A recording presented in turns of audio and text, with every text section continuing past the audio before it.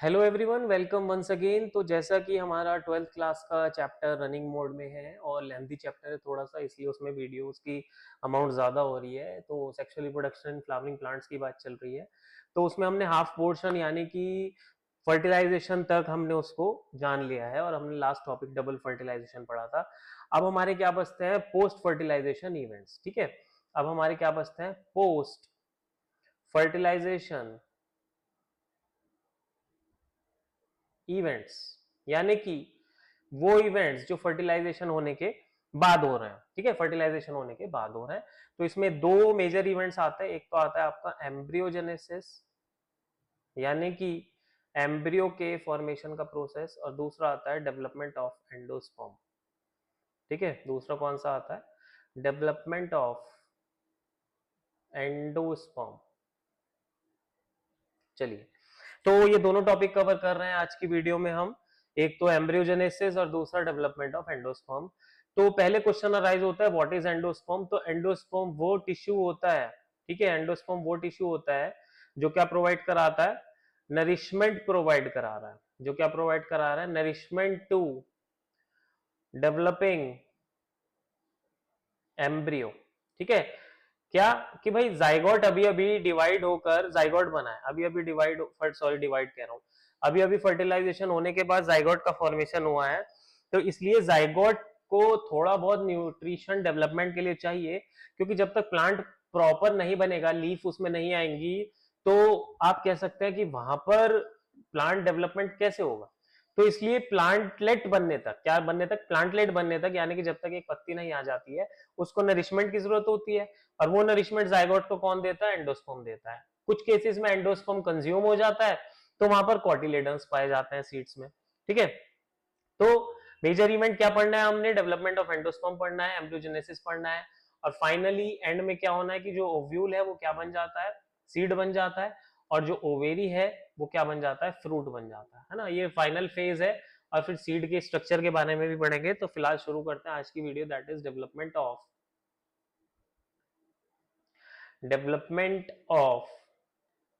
Endosperm.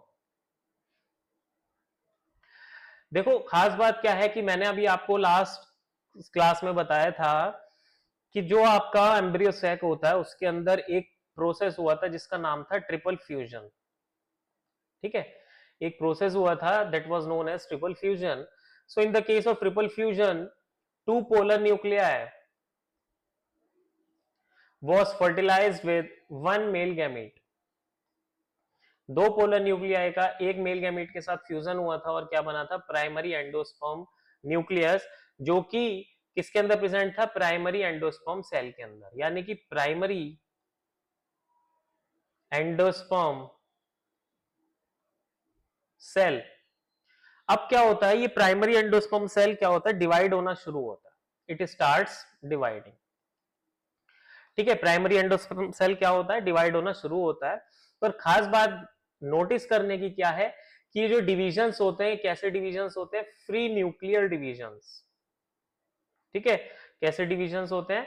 Free nuclear divisions, यानी कि सिर्फ न्यूक्लियस का डिवीजन हो रहा है और अभी सेल वॉल का फॉर्मेशन नहीं हो रहा है। मैंने कहा ये प्राइमरी एंडोस्पर्म सेल है, तो इसके अंदर क्या होगा? सेल थोड़ा साइज में बढ़ा और न्यूक्लियस का नंबर बढ़ गया, सेल थोड़ा और साइज में बढ़ा और न्यूक्लियस का नंबर बढ़ गया। तो आप क्या देख पा रहे हैं? यहाँ पर मल्टीपल न्यूक्लियस को देख पा रहे हैं। आप क्या देख पा रहे हैं? मल्टीपल न्यूक्लियसेस आप यहां देख पा रहे हैं।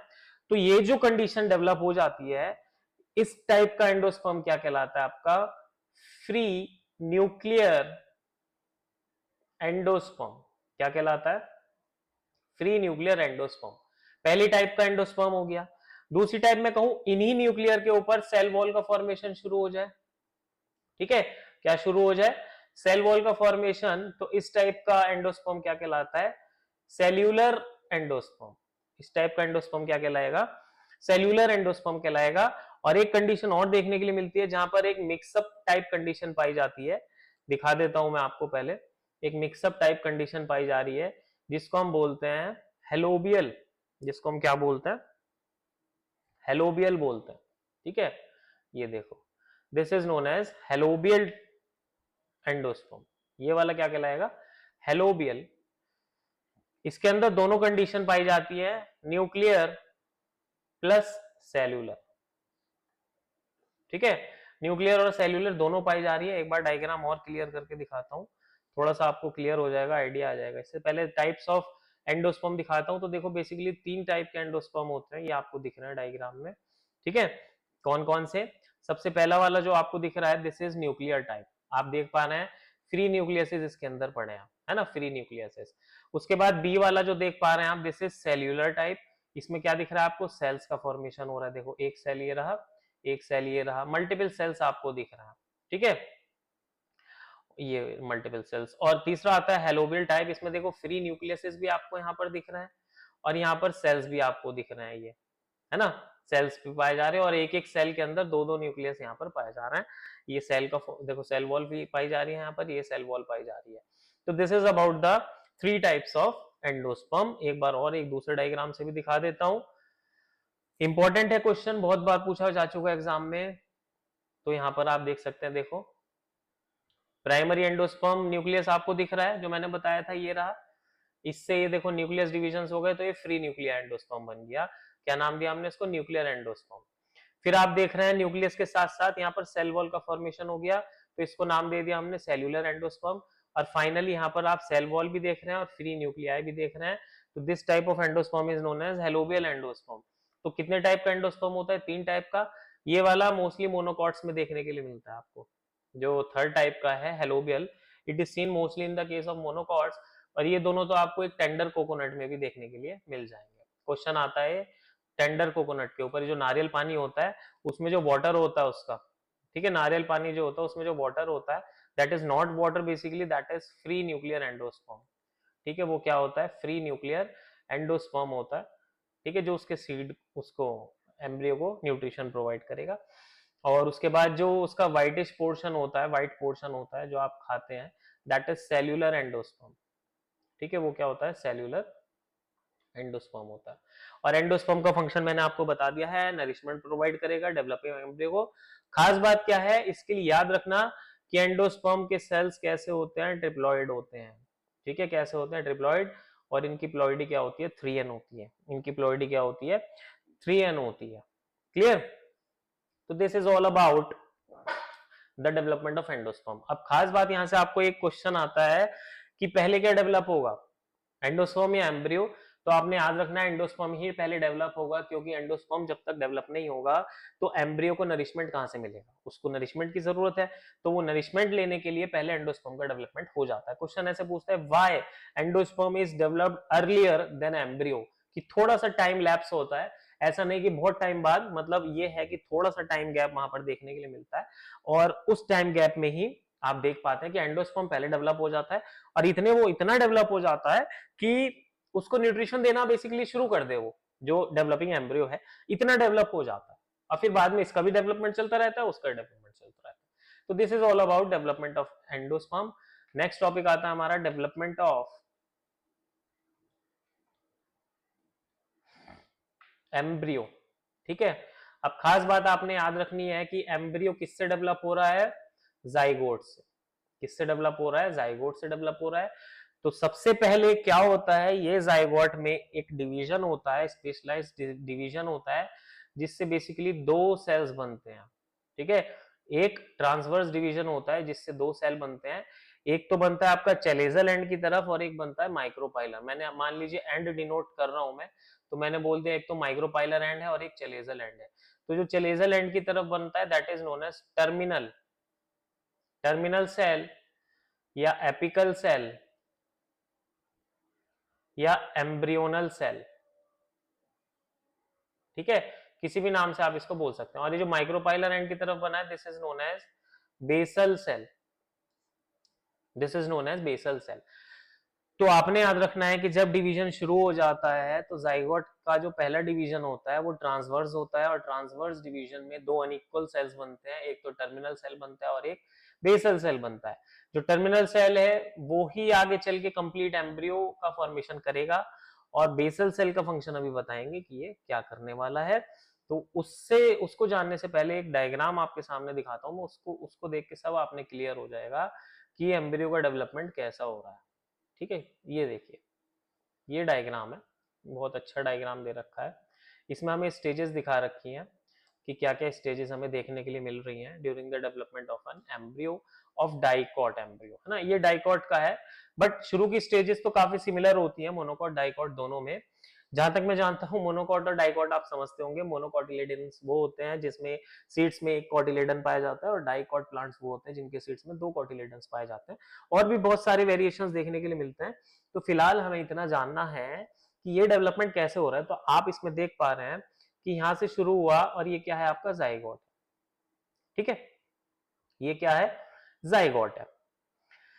तो अब मैंने आपसे बताया था कि 2 टाइप के सेल बन रहे हैं, एक टर्मिनल सेल बन रहा है और एक बेसल सेल बन रहा है। तो यहाँ पर टर्मिनल सेल यहाँ पर दिखा रखा है, तो इसको मैं क्या बोल दूं, चलेजल एंड, और इसको मैं क्या बोल दूं, माइक्रोपाइलर एंड। इसको क्या बोल दूं, माइक्रोपाइलर एंड, और इसको क्या बोल दूं, चलेजल एंड। चलिए, तो जब 2 सेल बन जाते हैं तो यहाँ पर देखो 2 सेल बने, एक तो ए वाला बना ऊपर वाला जिसको हमने क्या बोला, बेसल सेल, और ये वाला हमारा बना टर्मिनल सेल या फिर एपिकल सेल, जो आगे चल के एम्ब्रियो का डेवलपमेंट कराएगा, ठीक है। तो बेसल सेल क्या होता है, ट्रांसवर्स डिवीजन करने शुरू करता है, और ट्रांसवर्स डिवीजन कर करके देखो यहां पर जो आपका टर्मिनल सेल है उसमें तो दोनों तरीके के डिविजन्स होते हैं, है ना। ट्रांसवर्स भी और दोनों तरीके के डिवीजन इसमें हो रहे हैं। पर जो आप इसमें देख पा रहे हैं apical cell, sorry basal cell में, ये करता है कुछ ट्रांसवर्स डिवीजन और 7 से 8 सेल्स की एक रो बना लेता है, और इन्हीं सेल्स को हम क्या बोलते हैं, suspensor cells. These cells are known as suspensor cells. इन सेल्स को हमने क्या बोला, सस्पेंसर सेल्स बोला। और जब ये बन जाता है तो यहां पर ये जो फर्स्ट स्टेज देखने के लिए मिल रही है आपको एम्ब्रियो की, this is known as globular embryo. सबसे पहली स्टेज क्या कहला रही है, ग्लोब्यूलर एम्ब्रियो, और ये वाली स्टेज क्या कहला रही है आपकी, प्रो एम्ब्रियो, ठीक है। जो सबसे पहली स्टेज है ये वाली, जब एक थोड़ा सा सर्कुलर स्ट्रक्चर बन गया, इसको हमने बोला प्रो एम्ब्रियो। और जब ये बिल्कुल आपका ग्लोब शेप्ड में हो गया तो इसको हमने क्या बोल दिया, ये जो 2 कंडीशंस आपको दिख रही हैं, this is known as globular embryo. और ये जो आपका बेसल सेल था इसने क्या बनाए, लगातार डिवाइड करके देखो सस्पेंसर सेल बनाए। अब इसका फंक्शन समझो, सस्पेंसर सेल का फंक्शन बता रहा हूं। मान लो यहां पे आपका क्या है, एंडोस्पर्म है, सॉरी नेक्स्ट पेज पे दिखाता हूं, चलो मैं आपको अभी दिखाऊंगा। ये एक एम्ब्रियो है और उसमें यहां पर एंडोस्पर्म है, और यहां पर जाइगोट का फॉर्मेशन हुआ। तो इस जाइगोट को यहां तक कैसे लाया जाए जिससे कि ये क्या ले सके, न्यूट्रिशन ले सके, क्या ले सके, न्यूट्रिशन ले सके। तो ये वाला सेल जो है आगे की तरफ कौन बढ़ रहा है, डेवलपिंग, और यहां पर क्या बन रहे हैं, देखो नेक्स्ट सेल्स बन रहे हैं, और नेक्स्ट सेल्स क्या बन के उससे एक तरीके से ये नीचे की तरफ पुश हो रहा है, नीचे की तरफ पुश हो रहा है। तो ये किसके नजदीक जा रहा है, एंडोस्पर्म के नजदीक जा रहा है, जिससे कि वहां से क्या ले सके, नरिशमेंट या न्यूट्रिशन ले सके। तो सस्पेंसर सेल्स का फंक्शन इतना होता है कि जो डेवलपिंग एम्ब्रियो होता है उसको पुश करना towards the endosperm for getting the nutrition, nutrition लेने के लिए, ठीक है। और इसी में एक नीचे का सेल, बेसल सेल मोटा हो जाता है, that is known as haustorium, ठीक है। 1 नंबर में क्वेश्चन पूछ लेता है, ये रहा देखो यहाँ पर हॉस्टोरियल सेल दिखा रखा है ये वाला, ठीक है। ये क्या है आपका हॉस्टोरियल सेल, ये क्या होगा, सस्पेंसर सेल, और ये बन रहा है आपका एम्ब्रियो। तो सबसे पहली स्टेज प्रो एम्ब्रियो, उसके बाद ग्लोब्यूलर एम्ब्रियो, उसके बाद आपको एक स्टेज दिखती है that is heart shaped stage, जिसमें देखो ये 2 कॉटिलेडन्स आगे चलने हैं, तो 2 कॉटिलेडन नोमा स्ट्रक्चर अराइज हो गए। और फाइनली जो लास्ट स्टेज आप देख पाते हैं that is horse shoe shaped embryo, इसको हम क्या बोलते हैं, हॉर्स शू शेप्ड एम्ब्रियो, और this is the final stage. और इसमें आप क्या क्या देख पा रहे हैं, देखो यहाँ पर ये प्लूम्यूल का रीजन है, यहाँ पर रेडिकल का रीजन है।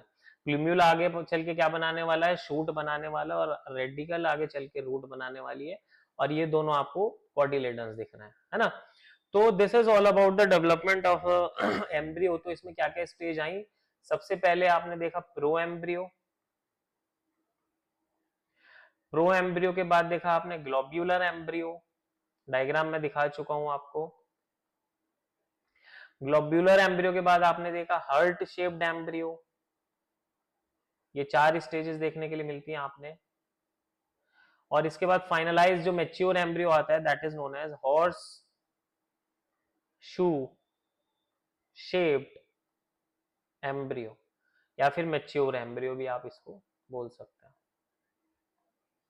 ठीक है, मैच्योर एम्ब्रियो या फिर हॉर्स शू शेप्ड एम्ब्रियो। तो this is the basic of developmental procedure of a dicot embryo, ठीक है, कि एक डाइकॉट एम्ब्रियो कैसे ग्रो करता है, कैसे बनता है, तो इसमें आपने देख लिया। एक बार मैं डायग्राम से आपको और दिखा देता हूँ। देखो ये रहा, एक डायग्राम दे रखा है हमें, ये भी अच्छा डायग्राम है ना। देखो जाइगोट दिख रहा है सबसे पहले, फिर दो सेल बने, तो दो सेल में नीचे वाला कौन सा हो गया आपका टर्मिनल, और ये वाला कौन सा हो गया बेसल, है ना। बेसल से आप याद रखें कि बेसल आगे चल के सस्पेंसर बनाएगा, और टर्मिनल से याद रखिए आगे चल के एम्ब्रियो बनाएगा। जो भी पोजीशन आप डिसाइड करें उसी हिसाब से डिसाइड कर दें जो डायग्राम में दे रखी है। अगर आपको इस तरफ एम्ब्रियो दिख रहा है तो इस तरफ का सेल टर्मिनल हो गया, इस तरफ आपको सस्पेंसर दिख रहा है तो इस तरफ का सेल बेसल हो गया। तो ये वाला ग्लोब्यूलर एम्ब्रियो हो गया जैसे कि मैंने बोला था, फिर ये हार्ट शेप्ड आ गया, और ये मैच्योर या फिर हॉर्स शू शेप्ड एम्ब्रियो यहाँ पर देखने के लिए मिलता है ठीक है। तो this is all about the today's class. तो आपसे सिर्फ एक ही मैं रिक्वेस्ट करूंगा कि चैनल को आप प्लीज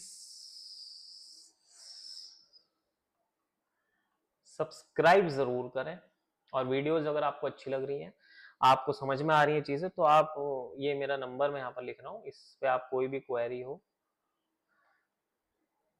ठीक है, तो आप पूछ सकते हैं, ठीक है। कोई भी क्वेरी हो आपकी रिलेटेड टू द टॉपिक, आपको डाउट हो, कोई चीज नहीं समझ में आ रही हो, या फिर आप चाहते हैं कि इस टॉपिक की या इस सब्जेक्ट की, इस बायो के इस चैप्टर की वीडियो डाली जाए, तो आप यहाँ पर कांटेक्ट कर सकते हैं। This is my personal number, और यही रिक्वेस्ट है आपसे कि चीज़ों को देखें समझें, और ये आपके सब बोर्ड्स और नीट सब में काम आते हैं ये टॉपिक्स, और यहाँ से क्वेश्चन क्या क्या पूछे जाते हैं। एक मैं चैप्टर खत्म होने के बाद वो भी वीडियो डालूंगा जिसमें से थोड़े से मैं क्वेश्चन डिस्कस करूंगा, बोर्ड में पूछे गए पिछले 4-5 साल के क्वेश्चंस भी डिस्कस करेंगे, है ना, और उनके आंसर्स कैसे देने हैं उस चीज़ को भी हम डिस्कस करेंगे। तो फिलहाल के लिए इतना ही। Thank you for watching.